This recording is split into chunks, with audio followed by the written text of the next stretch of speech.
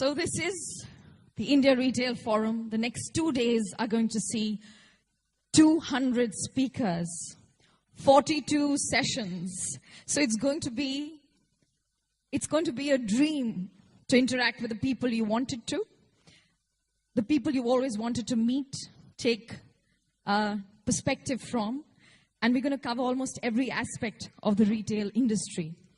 So ladies and gentlemen, I don't want to take up too much time, but I do want to share with you that this year around, it's our 10th anniversary. So while you have industry experts, we've also brought on engagement experts who can help you extract the best from the speakers. And I would like to invite my co-anchors for the next 2 days. One of them is someone who's spent almost a decade in television. He was with Times Now, and he was a business anchor for Headlines Today. He's written a book called Tales from Shining and Sinking India. Currently, he's the programming head for Radio Mirchi. Ladies and gentlemen, please put your hands together for my co-anchor, Akash Banerjee.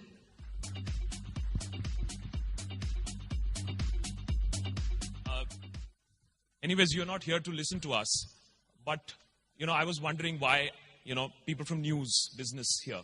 Just a quick reason why we are here. I mean, somebody from the industry could have done this job also. Perhaps we are here because we are in the business of extracting the best out of people, the best answers, perhaps putting the best questions. Shivnath would also be joining us. I have largely been a reporter on the field, so I'll be a little bit of a reporter here also. I'll be jumping in and out, and I'll be amongst you guys also. So over the next session, and there's so many sessions to come, just have your questions ready. And I'll come to you, and we'll try to get the maximum out of speakers. We are not here only to listen to the speakers. We are also here to put our questions, our concerns to the speakers here. So make use of that opportunity. And as, of course, was being stated, use this opportunity to actually interact amongst yourselves. I have the authority right now, but I won't use it, to change seats. Because I've been told one of the most important things that I'm supposed to make you guys do is interact amongst each other. So please feel free, exchange cards and meet and interact. And, that's going to extract the maximum value and mileage out of the next 2 days. And I'm sure I'll help you do that. Thank you so much. I think we all look forward to that. And what better platform than this to really network? Well, the man I'm going to invite next really needs no introduction. I think anyone who's been part of the India Retail Forum knows him. Anyone who watches even a little bit of television knows him. Anyone who's been part of the business space knows him. He's somebody who was with, he was the managing editor of NDTV Profit. And currently, he's the group president for corporate branding and strategic initiatives for the SR Group. Ladies and gentlemen, please put your hands together for the one and only Shivnath Thukral. Well, ladies and gentlemen, I hand over to Shivnath because he's also going to moderate our session going forward. Hi, can you hear me, guys? Not yet. Morning. This is my third India Retail Forum, and I am not the rock star as Tanvi just made it out to me. We have many, many rock stars in the audience, and you will get a chance to listen to all of them. One of them, thanks to Economic Times, has become a bigger rock star with 780 crores in his kitty. So I'm sure you have many, many questions. He's already scratching his head with little hair. But Aditya Ghosh is here with Indigo, and of course he's made big headlines this morning, and I'm sure you're all yearning to listen to him. But before we kick off, India Retail Forum, as I said, this is my third, and I was looking at Abhik's presentation. He said 2003 is when the first Big Bazaar opened in Phoenix Mills, the big bazaar. I was one of the first few customers, and I saw Kishorji come in, and there was nothing except for a Big Bazaar. There was a big ground, which was the parking lot, but today if you go, of course, there's a Palladium and there's everything else. And this parking lot, by the way, had many entries to it. So just to tell you the chaos that used to be, there were multiple entries into that parking lot. There was all dust flying over because I moved into Bombay in a non-monsoon time. It was chaos. It's still chaos, but you have lots of buildings around that chaos now. But to talk of which, India Retail Forum is the place to talk about all that and much more. One quick mention of the organization which lets you be a part of India Retail Forum. And that's Images. That's more than 2 decades old.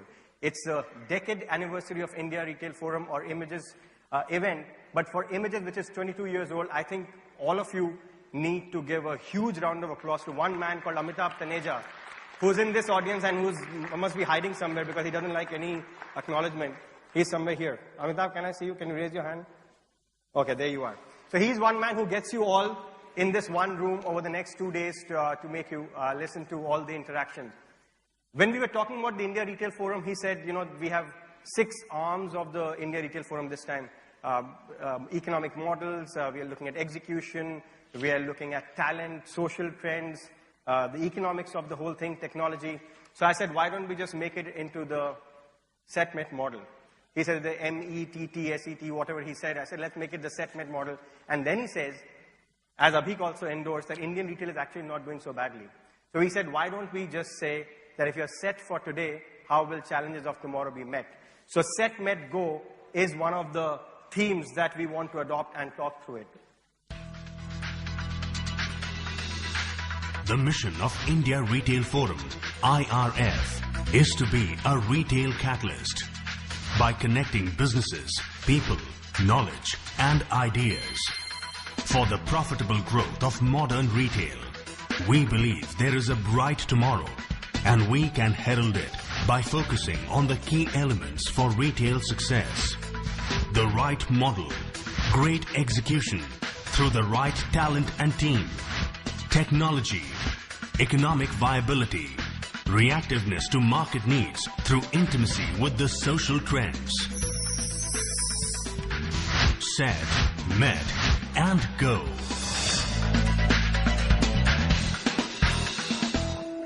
So ladies and gentlemen, every session that you attend, I would urge you that you look at each of those alphabets and see if you extracted value looking at those 6 elements. The other thing, you're not in a round table seating. I would have asked you to change all your position. It's a bit difficult here. One of the things that Amitabh and I discussed in the morning is to network and get to know each other, people who you have not known or wanted to know all your life. So look left and right. Who does not have a right, does not have a left. Look at the other one next. And please exchange your card because you're here to make friends. So anyone, can you guys please look at the person next to you? Can you do that? Do you know that person? Can you introduce yourself? Can you? Lord Desai, you already know Aditya, I'm assuming. You've flown his airline for sure. All right, without wasting more time, let me call the first and the starting panel, very, very special guests. I'll kick off by calling on Aditya Ghosh, the man who's known as retail's best-kept secret, the man who's heading Indigo into profits while others sink into losses. Aditya, may I call you on stage? You could have not flown Indigo if you have to come to Bombay ever. Welcome. Come. Biju Kurian, the veteran of retail, the head of Reliance Retail, the man who has been a part of Indian retail story for over a decade. I'm sure much more than a decade, right, Biju? Please come. Welcome, Biju Kurian. The man who, according to me, makes my wallet go completely empty. William Bissell of Fab India, because every time my wife goes to your store, I come out a lot poorer, I can tell you that. Please give him a big hand, because those of you who do not know William Bissell, I would urge you to go to a Fab India to find out what wonderful work he is doing. A young entrant into the Indian space, I am told. Venkatesh Kinney, the head of Coca-Cola India. And as he enters India, we heard that a new cola drink is being launched. I don't know whether that's good news or bad news. So we'll find that out as you come into the country. Lord Meghnad Desai, he just doesn't talk politics. He's an actual economist. And he can make any session a live wire session. So please welcome Lord Meghnad Desai. And this is not the 9 o'clock news, so he will get ample chance to speak tonight. All right. Last, one and only, the man who has changed the face of Indian retail. No guesses for who that is. Has to be Kishore Biyani. May I welcome Kishore Biyani on stage.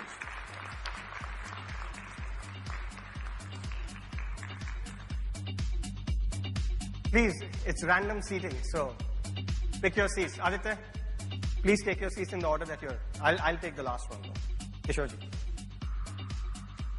You can take that. As Akash told you that Akash will be a bit of a reporter trying to get some questions from all of you as we head toward the Q&A session. But the first part of the session is a discussion about India and tomorrow of retail. Are we prepared for tomorrow or not? What do we have to do? Nobody disputes that India is a market of today, as we saw some of very interesting statistics. But each of the individuals here has not just redefined today, but also has lots to offer for tomorrow. And Aditya, I can't help but ask the first question to you, because you made headlines this morning. How many people have 780 crores of profits in their company in this room? Raise your hand. You have to raise your hand. So you're the only one. So let me ask you, without sounding completely facetious about it, but aviation is something everybody said, if you had $1 billion, how to make $1 million is the joke, right? You get into aviation sector. You have turned the tables on this. And it's not just about, as the first presentation said, it's about cheap fares. It's about low cost, but as expensive a fare as you may have. There must be a trick. In 2 minutes, if you can reveal that trick. Well, I left my hat behind at home, but I'll try and pull a rabbit out in any case. Essentially, I really think that I'm a big fan of consistency. And at Indigo, there are 2 or 3 things that we try and do over and over again, however boring that may be. And that is to come back and try and deliver on what you're promising. So just 2 or 3 simple things, and which customers kind of get used to. And then somehow, and in the last, even yesterday, I was asked by the press that what does this result say? I think what this result says is that if you can get to a product where, at least in the airline business, where people don't have to think about it very much, and they just come into the airport and fly an Indigo plane and just kind of feel that it's something that they can rely upon. They don't have to worry about it too much, and they don't have to think through every process of it. They just kind of go from point A to point B, actually without even thinking about Indigo. Then that reliability is what will bring customers back, and they're willing to pay you that premium, or at least they're willing to come back to you over and over again. And this consistency, I think, comes from, at Indigo at least, comes from just chasing a few simple things. We're not very sophisticated that we can do 10 different things all at the same time. We're simple minds, small brains. So we kind of think of, flying our planes on time, keeping it clean, where cost initiatives are not just a one-time project where I set somebody off on a little project to kind of shave off cost, but it is something which is in our blood, where instead of mineral water, we will have filtered water, and we don't have a receptionist at Indigo, we don't have a secretary at Indigo. We have security guards who can speak well and pick up the phone and transfer the calls. And when somebody comes to meet us, we go out to the door and get that person in and see that person off. So it's more a cultural thing, I think. And I know it sounds like the right thing to say, but Shivnath, I truly have one of the best jobs in the world. I have a phenomenal team that I get to work with. I came here when I was 33-year-old. I was a 33-year-old. I was a lawyer, never run a business before in my life, never went to business school. And every one of those colleagues of mine have literally taken me by the hand and taught me everything about the business that I know. And it's just been a phenomenal learning journey. I just have a great time doing this every day. Aditya, tell me, the theme being, are we prepared for tomorrow? Some people might turn around and say, fine, you figured today out. What will you need to understand about the consumer, which is the retail consumer? Aviation is no longer aviation, right? Aviation is retail. But it's one sector in retail which wants the boredom. You really don't want too much choice. You don't want too much flashiness, too much sexiness, although the video was great of the sexy video that I saw. But all I'm asking is, how do you ensure that tomorrow is no different than today? Well, I think, Shivnath, I'll answer that in 2 ways. One, some basics don't change. And in our business, at least, we've seen that if you can get the basics right over and over again, you'll get a lot more customers. Now that doesn't mean that you don't need innovation and you don't need to look around the corner. But again, that has to be in some ways a continuous process, rather than thinking, who's my next competitor who's going to come in? Our competition is what we were yesterday, not somebody else who comes in. And why we are so comfortable with that way of working is, I know we get a lot of adulation now and a lot of people fly Indigo, but 7 years ago, we were the last kids off the block. So we got used to this fighting a lot of people. When we came in, there were 6 other airlines, and then there were a lot of people with a lot of money and much bigger scale and size and presence and marketing, and we had to kind of keep struggling all along the way. So when your back is against the wall, you start innovating, and that innovation is, in some ways, I think, in a billion $1 ideas rather than chasing that $1 billion idea. All right, brilliant $1 ideas. Venkatesh Kini, while you may be in a similar boredom business because I want my Diet Coke to taste same every day.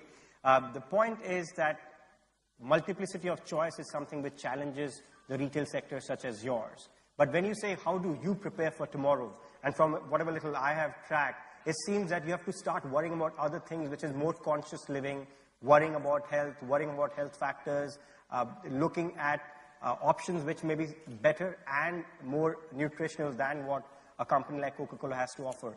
Would you define your sets of challenges for tomorrow any differently? So let me start by saying that what we sell is, everything we sell is healthy. There's nothing wrong with anything we sell. So I love your products. I mean, and I'm not trying to endorse Coke, but I love my Diet Coke on a daily basis. For us, the challenges for the future or the opportunities of the future, and I've been back for 9 months, so I'm going to speak with a little bit of the air of a newbie. But in the 9 months that I've been back, I've been traveling a lot across the length and breadth of the country. What struck me I've been out of the country for almost 10 years, is the tremendous transformation that's happened in small town and rural India. And the amount of, there's a massive wealth transfer that's happened between metros and large cities down into rural and small town India. And that wealth transfer, whether you agree with it politically or economically, is a reality that we have to be prepared for and tap into as an opportunity for the future. So from our perspective, a lot of our growth's coming from there, a lot of our distribution expansion, a lot of the investments that we're making, innovations that we're doing to grow our business in this emerging India. A simple case in point, we don't get electricity in half the villages that we sell our product. So we've innovated in India a solar refrigerator. We've innovated eutectic coolers that keep products chilled for 24 hours with just 4 hours of electricity. So those are the kinds of opportunities we're tapping into to continue to grow our core business, which is Coke, Sprite, Thumbs Up, all the brands that we have. Right. Lord Desai, listening to all these retail giants, and luckily they don't appear on 9 o'clock news. It seems India is not such in a bad spot. India is in a pretty good spot. But according to you, are we doing enough to make sure that the consumer of tomorrow continues to consume their product as we go along? Are we doing the right things as far as that is concerned? You need to take the mic, sir. Well, first thing I'm struck by is that typically I was brought up to think that women go shopping and all the retail giants are men here. There's not a single woman on this panel. Something must be deeply wrong with the retail business if it cannot have Amitabh, I hope leaders, you are listening. first of all. Actually, Kishore had a good lineage. Let me at least say first thing. You're doing something wrong somewhere. I just kind of hate shopping, period. And for me, the only retail shop is which can get me in and out in 5 minutes or less. If it takes more than 5 minutes, it's a complete waste of time. Anyway, now I think, what is true is, as Venkatesh was saying, growth over all India and not growth over metros. I think the metro phase is done. Those large, huge malls which are kind of tiring to walk into and walk out of, thank God they're done.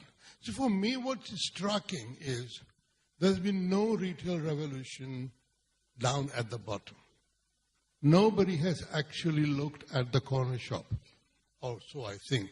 I may be wrong. The corner shop is where most people go. Small spenders go. Has not actually been revolutionized like it has been in the UK. The UK, the great revolution that the Patels made was to revolutionize the corner shop. And they revolutionized retail shopping.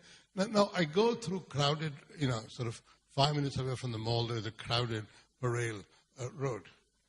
I see lots and lots of small shops which have not had anybody, any big honcho give them a little bit to improve their performance. So you're saying you're happy that it has No, not but happened? for example, let me give you another example.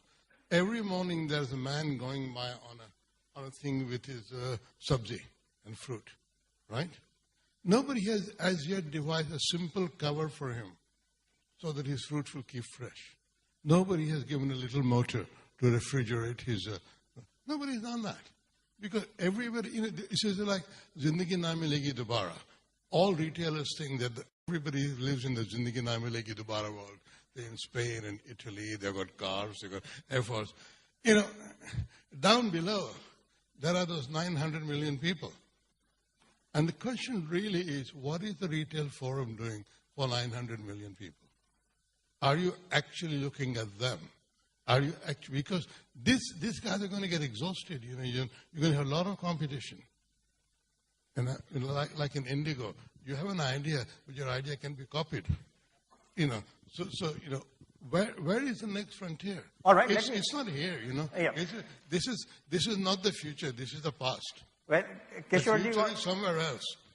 Okay, let's look at the 900 million people. For somebody who has cracked the retail story as a pioneer and now is facing the challenge for tomorrow. Kishorji, where is the 900 million trick? Who is playing that game?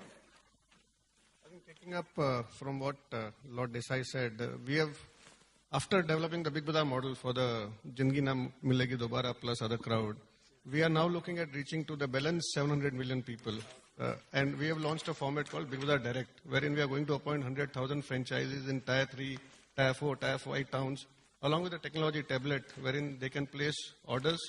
And all the shopkeepers out there or entrepreneurs out there can sell our Big Bazaar merchandise to the 800 million people crowd. So there is some innovation happening there. We don't know whether we'll be successful or not. No, but Biju, again, just to supplement what Kishorji is saying, it isn't as if the big retailers are only sticking to the cities. There is already a huge movement. I mean, retail product companies like what Venkatesh has to do that. But for companies who are into the format stores, there is no option but to go into the Tier 2, Tier 3 cities already. I guess, when you look at potential is at the primary level in urban India. And that by itself is about 350 million people. And a lot of us are actually tapping the top 100, 200 towns, which is a small part of the 3,000-4,000 towns which constitute urban India. So as Kishorji said, I think there is a lot of potential in Tier 3, Tier 4. Now, the cost of retail in Tier 3 and Tier 4 sometimes is not commensurate with the returns that you get in those markets. So it doesn't mean that there is no potential. So you have to devise new ways of, tapping the potential in those towns. And I think Kishorji's thought and idea about creating a franchise model to be able to address that potential is certainly a cost-effective way of being able to realize that potential. So I think when we look at retail, it's not about just putting up stores. It's about reaching consumers. And if you can reach consumers, whether through stores, or whether through supplies, or whether through other channels which are beyond stores, all of that comes under retail. So are you saying that remaining portion of the country is being served, as Lord Meghnad Desai is saying, you don't have to be there to serve them? Well, you need to serve them. But the point is that in a urban-centric market like India, where we are all urban-centric also, what happens is we start at the top and start going down. And what you do realize is that modern retail is about 7-8% of total India's retail. There are another 13-14 million people who are currently serving the needs of small town India as well as rural India. So I think when we look at it from a modern retail perspective, we say start with the Mumbais and the Delhis, then start going to the next set of towns like the Kolhapurs and the Sanglis, and then you start going to smaller towns than that. And there is a lot of these towns that you need to go through before you actually start touching the first village. All right. I'll come back to Kishorji on this in terms of more futuristic measures that are being taken. But I want to bring in William Bissell once. Mr. Bissell, there was a time when we used to go to the Fab India shop in Greater Kailash Market and used to think we are very hip because it's only few could access it. But Fab India has now flipped the entire model on its head. Now you are actually one of the best examples of connecting rural suppliers to urban India. Do you think that is where the trick of future retail is, where you can access that kind of artisanship, that kind of cost structures, and offer as good or better quality products to urban markets? So one of the things, Shivnath, we all have in common is that we actually all run logistics companies. He moves people, and in the bottom of his planes, he moves goods, and all the rest of us move goods. I mean, Coca-Cola is a logistics and distribution company which sells a product. We should change it to ILF. Yeah. India Logistics Forum. Amitabh, India Logistics Forum. All right. And what's interesting is what you do with that idea. I mean, what you communicate through the brand, but essentially in your ability to get the product to the most distant place in your supply chain. What we feel our job is to do is constantly, our motto is Celebrate India. So in 2 words, it's Celebrate India. And the whole USP of our business is how do we excite people about ideas that are connected with India. One of the things we did recently was we took a major stake in India's largest organic foods business, which is now going into Ayurvedic care, wellness products, Ayurvedic care products. There's a huge mind space opening up in the consumer's mind. The urban Indian consumer is looking at the future and saying, you know, I'm unhealthy, my diet is terrible. All around me, people are... You're not looking at Venkatesh when you're saying... No, I'm looking at you. Okay. They are. By the way, all the soda companies, if you look at the acquisitions that all the big American companies have been doing, they've been buying small organic, that's right, family-run businesses. They've been buying them because they know the future is there too. So what we've been doing is we've been going into the repertoire of Ayurveda. That's one of the things we do, and seeing the future in the past. So we look to India's past and India's traditions and heritage, and we see the future there. So our USP is going to be, we're sitting on probably the world's greatest biodiversity, the greatest cultural traditions, heritage traditions, intellectual traditions. All we need to do is put our bucket in there and pull out from that well and present to customers products that appeal to their modern lifestyles. So one of the things we've done is we are the largest grower of Rama Tulsi, Krishna Tulsi, and Vama Tulsi in the country. Now these were forms that every Indian household had a Tulsi plant. So we have now delivered Tulsi, and we are delivering a Tulsi soft drink in the next 9 months. It's in trials in the US. It has to go through several sets of approvals because we first market in the US. We are now delivering a Tulsi drink, which is actually going to be good for you and incredibly delicious. So that's what I mean. We have hundreds of examples. The next thing we're going to do is revive khadi from organic cotton. Now, we're tying up with farmers to revive khadi through organic cotton. And our objective is to put khadi way above linen. So what I feel is in our tradition, we have such a repertoire. I mean, we are sitting on the intellectual mine of the century. I mean, and all we have to do is just tap it and present to the customers things they recognize about India in a different way. Well, that's a very refreshing thought. I think all of you need to give him a round of applause of bringing the past into the future markets of tomorrow. I know Venkatesh is ready to kill me, but I know you have Glasso as well. Glasso is vitamin-based water. It's very healthy. Now, on a more serious note, I'll come back to you on tapping into the changing mindset of the consumer. But let me first ask Kishore Biyani. Kishorji, you've seen as a pioneer what it took for us to get into those crowded aisles, which I hated at Big Bazaar. Then you reformatted, you went into KB Fair Price. Today I saw a big ad to, I think, bring in the whole franchise network into your digital platform. If you were to predict the future and say, are we prepared or are we all still throwing darts in the air, hoping that it will go into the right zone?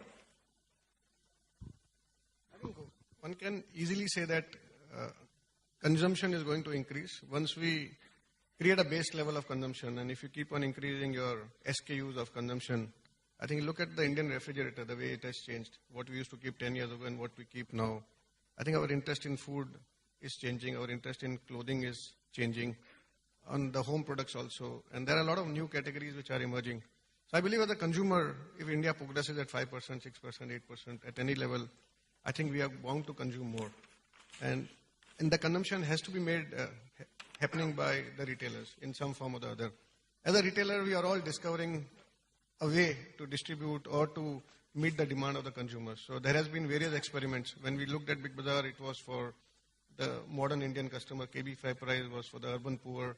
Big Bazaar Direct is to reach to millions of people where you can't reach with the kind of distribution cost which you are in. Then we created Food Hall for the very discerning international consumer. So there's a market for everything in this country because of the size of the population and the aspirations of Indians.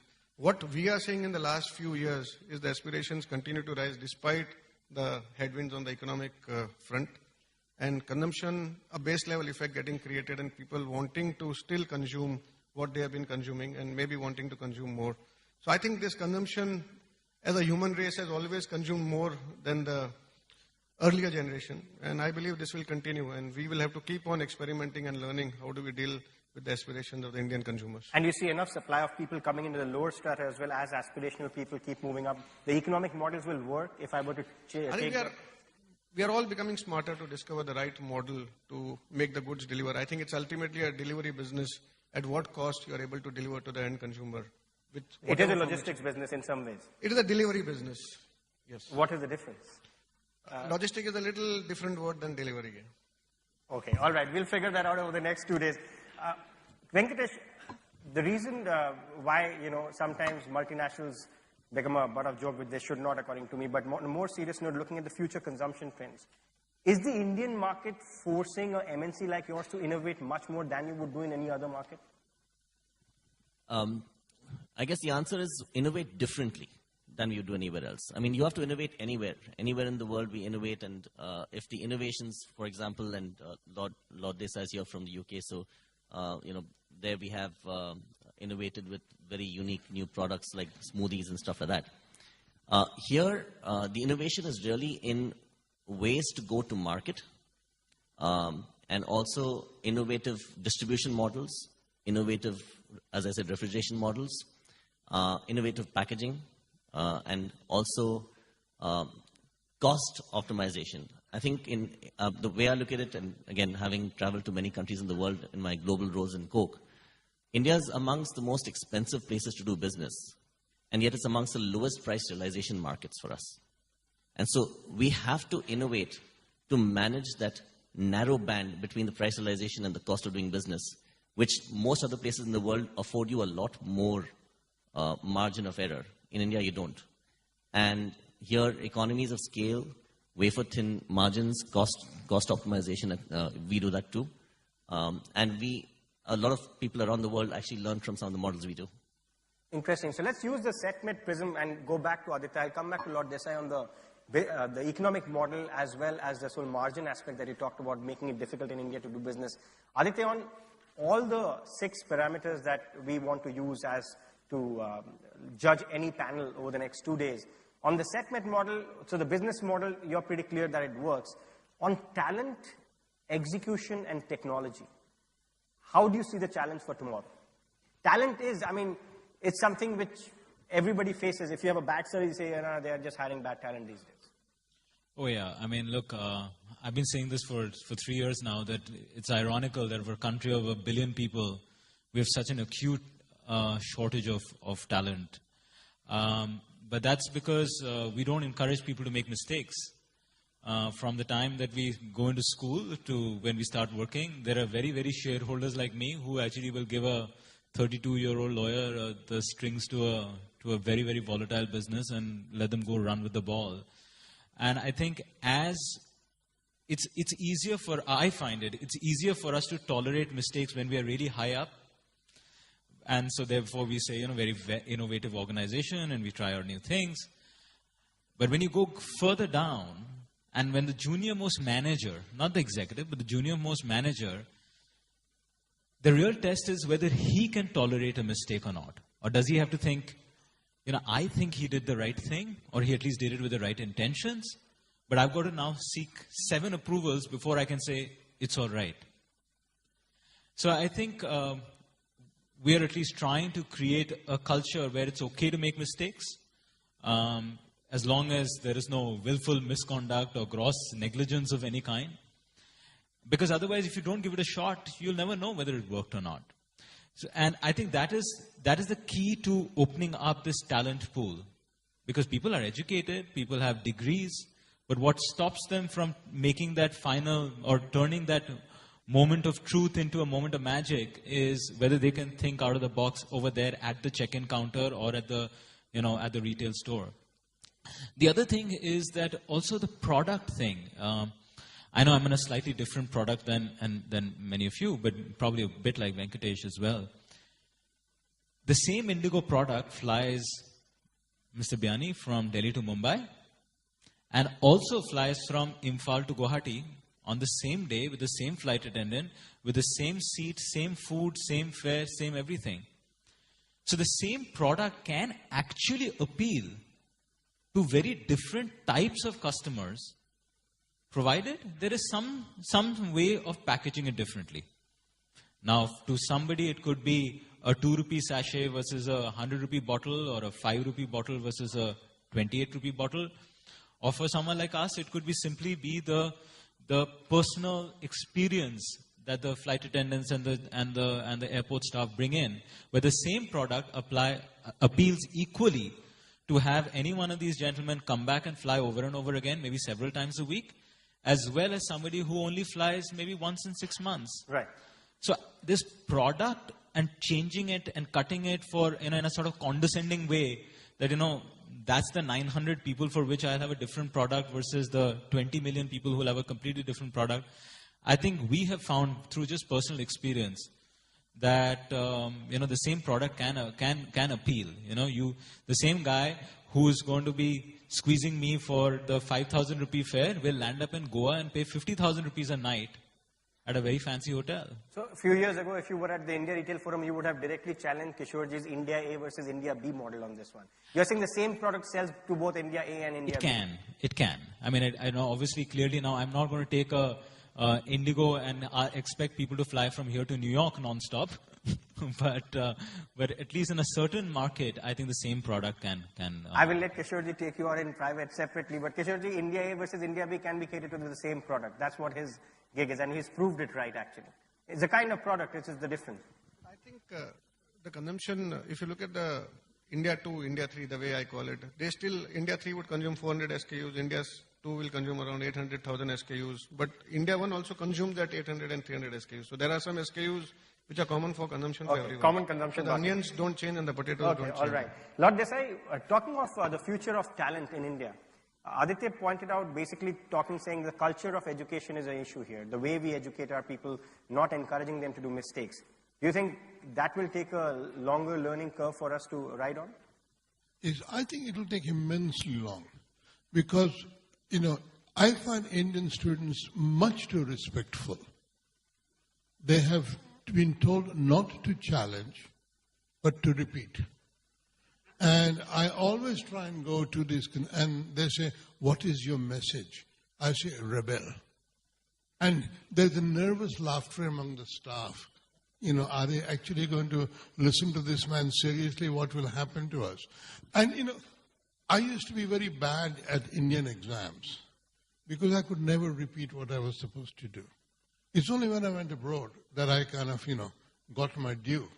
Because any question was asked, I would always think of an answer other than what I was supposed to give. Now, most Indian students are not like that. So what happens, I find this in hotels and shops, immensely polite kids, very well dressed, but they can't do beyond what they have been told to do. They just can't even marginally adjust, to sort of change circumstances. And I don't want to fault them, but I always tell the people above that, you actually ought to tell those people to kind of loosen up. Loosen up, adapt to the circumstance. It's just a good trivial example. I was having breakfast in my hotel and lingering over the cup of coffee, and it was sort of 10:25, and so this very nice and polite girl said, "Sir, we close in 5 minutes." The interesting thing about that, she didn't say, "Would you like something else because we are likely to close in 5 minutes?" That would be a better way of approaching me. I'm first looking after you. This was like, 5 minutes, you got to go, brother. I said, what is this? Is this a government shop or something? But it's like that. They do not take initiative and they do not make mistakes. If you don't let people make mistakes, they will not take initiative. And so I think, far too much respectful of teachers, far too much respectful of age, far too much respectful of authority. And India will not progress until we really get a culture which is slightly more quirky, slightly more independent, slightly more deviant. And I think we ought to encourage that kind of stuff. If you're going to have to exploit talent, you're going to need talented people who can do things on their own at the bottom. Apart from Aditya, all other CEOs are already cringing, saying you're seeding rebellion in this room right now. William Bissell, I would say, I want to first of all spread anger, despondency, and rebellion. This is Bombay, this is not Delhi. That's all in Delhi. This is Bombay. No, actually, William Bissell, I have to ask you this before. Sorry, Aditya, you were going to say something. The only Delhi boy is saying, go make mistakes. We have so many of them in Delhi. William, just a quick thing before I throw it open to the audience and also take Biju's input in. For a company like yours, you're talking about bringing Tulsi into my room. You're talking about getting all the rural connect into the urban homes. How critical is technology? I mean, and maybe, let's assume for a second, I'm talking from an e-commerce model. Will Fab India look at it aggressively? Delivery models, because you said you're in the logistics business. Will that form a part of the consumer experience when it comes to Fab India? Future of technology in a business like yours. Yeah, before I talk about technology, I just want to, in terms of the thing that baffles us all here is in terms of ability to innovate, I don't think any country comes close to India. But in terms of the size of the market, we're really, as Aditya said, we haven't even touched the tip of the iceberg. I mean, we are really talking, I'll give you an example. Our equivalent retailer in the US, a company that sells the American dream and ideas, is a couple of $1 billion in size. We have acquired a small retailer in the UK, which is the same size as Fab India. The thing is the numbers here are bafflingly small. I'll give you an example because I love the airline industry as well. Indonesia has close to 1,200 commercial airlines, a tiny country like that. And we have, 390. We're talking big, but we're performing tiny. Really on the world stage. We're just not able to, on every industry you look at it. Except for the bridal industry. Now, if we use technology to leverage up our game, the more important than that, Shivnath, is going to be a change in the regulatory mindset. Because, yes, if we use technology, your sales might go up by 50, 60, 100 crores. But it's all peanuts on the big level. And the thing is that we're looking at, as Venkatesh rightly said, we have an incredible high-cost economy with a low-margin economy. So it's challenging for any retailer to operate here or any business to operate. We can leverage technology. We have some of the best technological minds here and companies. But what are we going to leverage it to do? Take the turnover from 300 crores or 500 crores to 600, 700 crores. It's a peanuts game. So the big picture is really, as Lord Meghnad says, we've got to really see why are we operating at a fraction of our potential? And how do we sort of innovate to reach that potential? Because we all know, that the potential is huge. We should be a couple of $1 billion in sales. Right. So from a futuristic point of view, obviously the potential is much bigger. Biju, very quickly, one point, when he talks about fighting the cost, even what Venkatesh said, the other factors which bring down your margins, that's where the bigger challenge is. And that's pretty much, if left to retailers to fight, you're actually fighting somebody else's war, which should be the government or the institution which should be taking care of those external costs, which are lowering your margin, jacking up your own cost. How will that change tomorrow if you look at better technology? How is that challenge going to be met?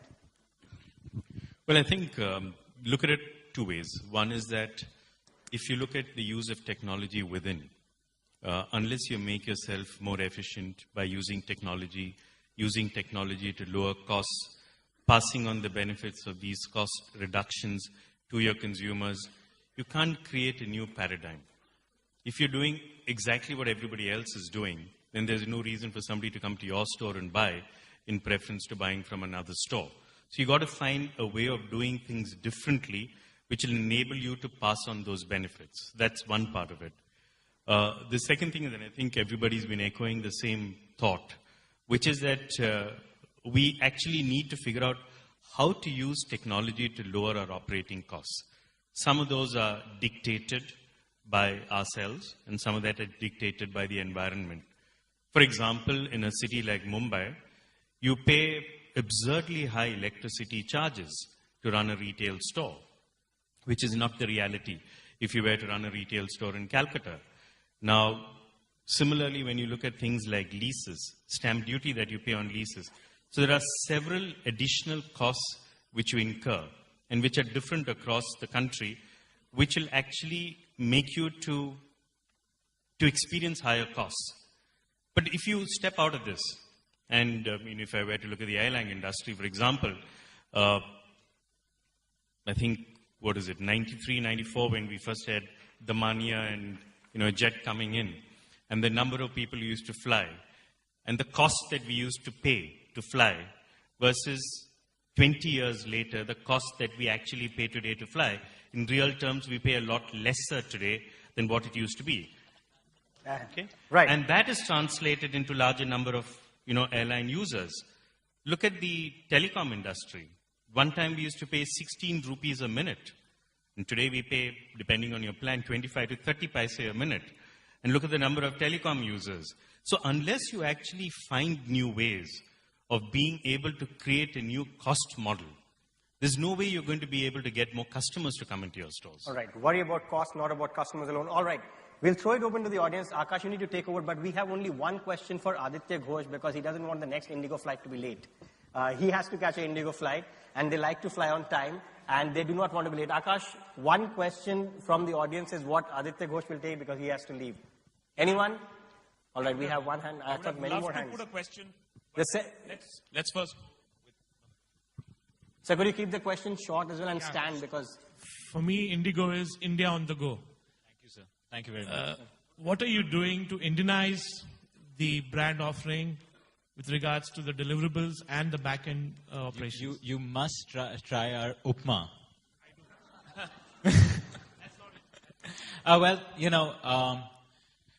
Well, I guess at a more serious level, it's an attempt to try and combine this, I hate to put it this way, but the kind of European efficiency and consistency with some Asian warmth, and actually, and that combination, which is a difficult thing to do, is hopefully what. But why can't it be the new Indian way? Why do we have to say European Absolutely efficiency? right. That's why I said I hate to put it that way. And I think, 7 years down, I think we can proudly say that, Indigo is an Indian brand, which is actually pretty consistent and pretty efficient and actually runs on the clock. Aditya, I know you have to leave. Yes. But here is a question that perhaps we haven't done in the discussion. We've talked about technology, we've talked about society. What about loyalty? I'm asking you this question is because only yesterday I called up Indigo because I've flown 6 times this month. A jet privilege member who used to fly a lot, now flies completely Indigo, calls up Indigo, says, listen, I can't manage with your 15 kg rule. What about a frequent flyer? Said, so we don't have a frequent flyer program. You're a value carrier. You're not a low budget carrier. Why not a frequent flyer program? What about loyalty? Three answers to that.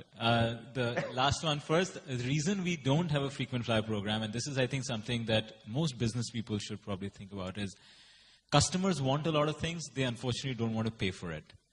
And frequent flyer programs actually add a lot of cost and end up pissing people off, actually, because when they really want to travel, then there are blackout dates and things like that. We do have a frequent flyer program, which is called low fares and consistency and reliability.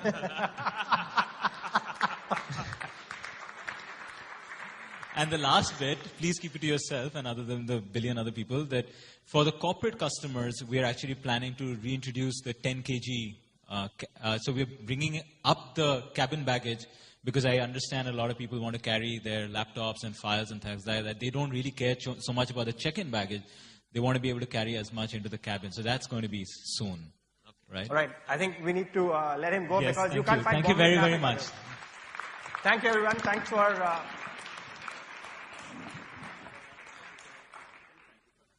Good luck with the traffic because that is something you cannot guarantee. All right.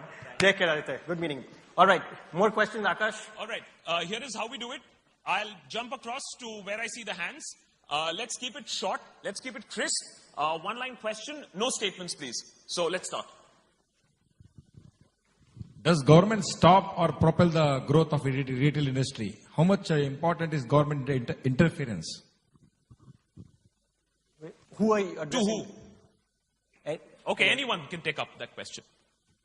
Biju, I think Kishore ji? Kishore ji would be the best person to answer that question.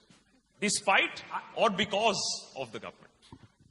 I think, to be very, very honest, the government, we have not been able to make the government understand the modern retail business in any which way. I think the government lives in very different times than modern retail, and the consumption is evolving very significantly. If you look at a word called multi-brand retail, we are the only country in the world which uses a word called multi-brand retail because it's not there in the dictionary of any other planet. Multi-brand retail, what does it mean? And I think the whole policy has been made on multi-brand retail. And I think as a retailer, we fail to understand what is this word. Because in the world, the definition of retail is hypermarket, supermarket, convenience store, departmental stores, or home stores, or home improvement. There are terminologies which has been created, but I think Indians have created an innovative word so that nobody can enter India. All right. Do I see another hand? Yeah. This is for Kishore ji. How do you think the real estate cost prices will come down in the future? Are you a retail player or a real estate player? I think I am the highest rent payer in the country. I think India, we face two costs, which is the real estate, that is the occupancy cost, lease cost, and is the CAM cost, the cost of running the place. And I think both are quite expensive. I think the cost of retail in India is expensive because land is a very scarce commodity. We are 18% of the world population. Land mass is less than 3%. So I think to build a property itself is a challenge where people reside, and where people don't reside, nobody wants to come for a retail store. Our occupancy, the CAM and maintenance cost is probably one of the highest in the world because our electricity, the power cost is very expensive. Secondly, our interest cost of building a property is we are currently the retailer, the realtors are borrowing at nearly 14%, 16%, and that increases the cost of the leasing. And I believe until the REIT structure, which has been in the making for the last 10, 11 years, I think we have not been able to come up with a real estate investment trust model. I believe if we can build that, the real estate, value of real estate can go up significantly. The cost of doing the realty business can come down, and that can bring down the real estate cost. Let me just get one view from Lord Desai. Lord Desai, the way government policy is not providing the support system to an industry like retail, which is high employment generation, which is high churn, good consumption expenditure which the government wants eventually. What is is it a lack of understanding on behalf of the government? The easy way to say it's a lack of will. But what is it that they can't understand? REIT is something we've been talking about for 10 years. It has still not taken off. They have not been able to resolve the real estate regulator, for example. What stops them from doing these bipartisan policy measures? These are not even driven by any lobby, from what we understand. I think you have to understand that Indian politics across all parties is deeply anti-business. It's deeply, no politician will admit to helping business. There's nobody championing reform. Even if you do it quietly, silently, don't talk about it. Because it's very peculiar politics. And it's what they don't say is what you go for. Don't go for a visible retail support. Go round the back and get things done quietly without telling anybody, then they'll do it for you. They will not openly come out and say, we are about to help industry. That is a no-go. So I think my surprise is that Indian business, given the talent it has not been smarter in dealing with government. They're trying to deal with government openly, saying, do this for us. They're not going to do it.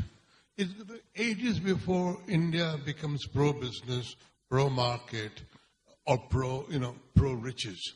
And so I think there has to be a subtlety. And like Gurucharan Das says, India grows at night. India, government helps you without telling you it's going to help you. All right. Akash.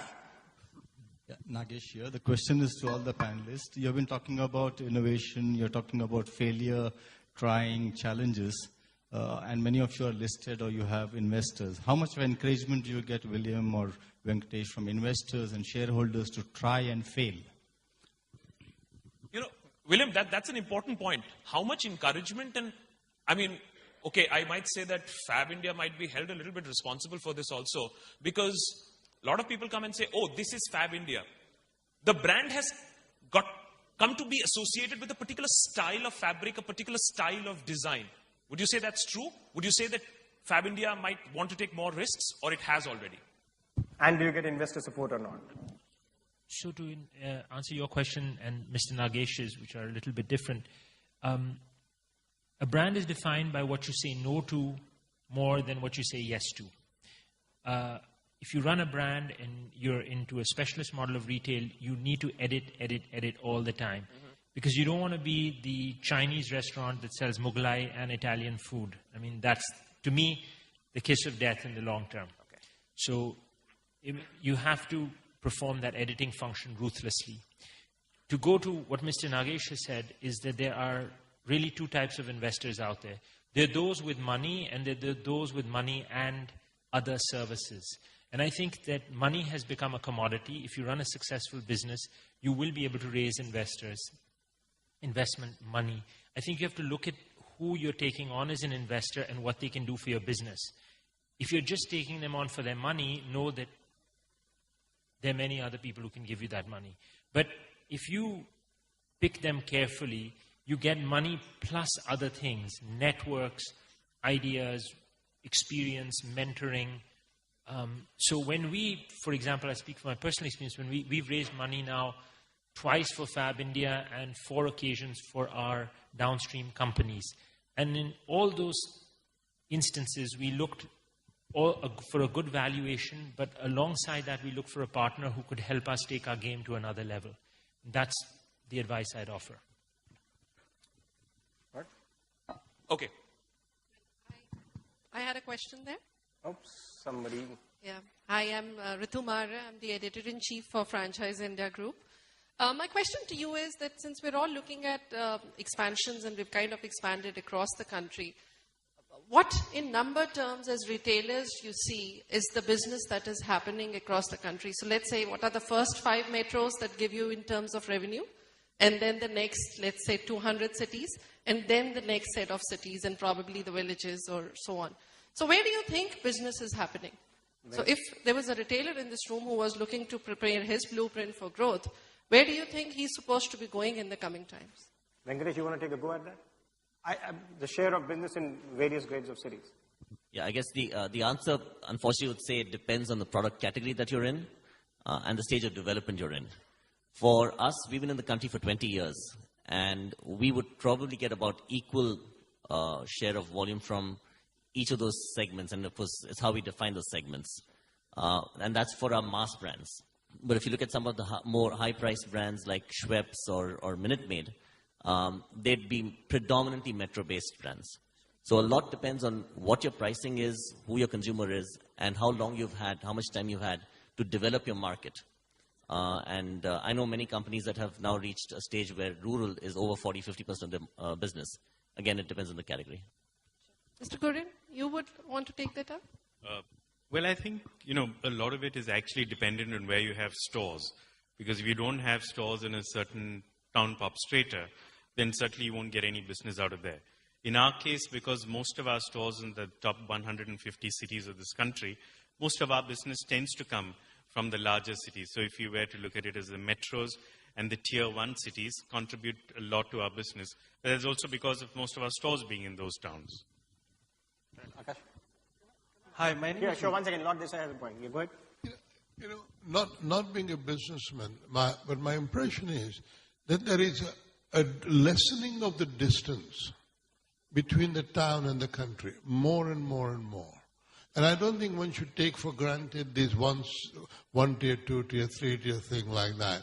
In a kind of perverse way, I'm sorry to mention this, but the whole thing about Delhi gang rape is that these people come from villages very quickly, and the transition from village to towns, getting used to, and they go back to towns.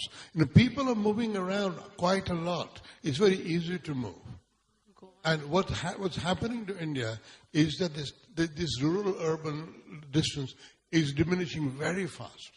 And you may find your customers coming from small town into your shops and they may have very different demands than the people who live there. So you have to be ready to cater to this new world in which there is a lot of transport, many rural roads, a lot of continuity. So don't chop India into separate compartments too much. Yeah, good. Hi, I'm Madhur, and I have a question for Biju and Mr. Biyani. We've built malls for Reliance in Kolhapur and Aurangabad. These DMart and Reliance are only the people who are interested in buying the properties, whereas Future Group is more into rentals. So, and recently there has been a change in the trends. So I just want to ask from the builder-developer community, what is the future and how do we plan in that case? In Tier 3, Tier 4 towns specifically. Did you want to Thank first you. go ahead and then Kishorji? So what's your question? Whether we should buy or rent? What is the question? No, he wants a hint because I'm assuming he's a developer, so how should he plan his life? How do you plan this thing? Well, it's, I think, when you look at it from a mall developer's perspective, many want to see a return on their investment immediately because of the fact that they're capital strong. So because of which they prefer to sell. But when you sell, then you run into all kinds of other problems because you have no control over who's going to be occupying the mall.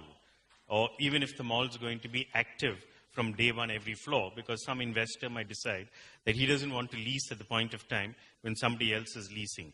So while sale certainly helps to be able to satisfy the return requirements of a developer, it certainly doesn't augur well for the tenants who are actually taking those properties on lease from those who bought it. On the other hand, when you're looking at a retail business as being a long-term business, something which stays for a very long period of time, and as long as you can make sure that your mall remains reasonably refreshed at constant intervals and attractive enough for the customers, and if you're not strung by the need to get a return on your capital immediately, then a leasehold model works much better. And in a leasehold model, you actually end up having to take ownership for the running of the mall, which is again something that mall developers sometimes don't like to do because they don't want what they call as an ongoing problem. They only want a one-time problem to build the mall and not an ongoing problem to run the mall. So, then you've got to find the appropriate people to run the mall. But that then gives you much better control. And from a tenant's perspective, certainly gives them greater confidence to step into a mall like that, where the owners know exactly what they're doing. Kishorji? The retailer, depending on the balance sheet, will look at buying or leasing a mall. But if a retailer will still have a good balance sheet, he'll still look at an independent building to buy the property rather than looking at buying a property in the mall. Okay, right, we have time for one last question. Just one last question. My name is Subhash. I'm from Opal Clocks. We all have been talking about the cost, very high cost of running retail outlets. Is India prepared for the revenue sharing model with mall owners so that it's a win-win situation for the brand owner as well as the mall owner? I think it's already happening. And if you look at very evolved realtors or landlords, I think it's already happening in most of the malls and it's happening in the good malls also. So I think the thing has already begun, wherein we are collaborating with the developers and the landlords and we are working together to make the mall go up, and ultimately the customer who pays and we share it with the landlord. We will always prefer that option with a maximum cap of rent which we can pay. Venkatesh, you have a brief? I just want to add, because having seen the model work in other parts of the world, and especially in the US, where we have lots of partnerships with mall developers, I think you need to decide what business you're in, because successful malls are more a combination of a hospitality and entertainment business than a builder's business. So you have to have a mindset around how you're going to engage your shopper and create an environment where you have sticky footfalls.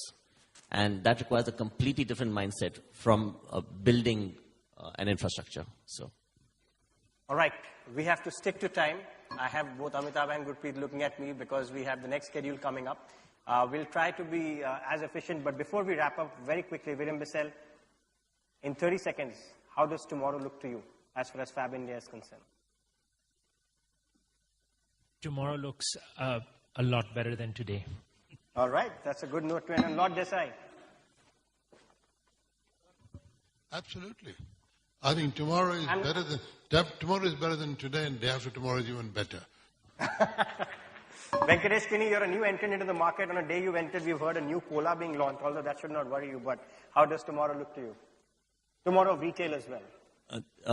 The future is in the first-time drinker, and the future is in the first-time shopper. That's what we see. So there's a large number of people that still have to be tapped. Biju? Retailers are always optimists, so the future is always better than the past. All right, Kishore Biyani, last word to you. We call ourselves Future Group. There is the answer.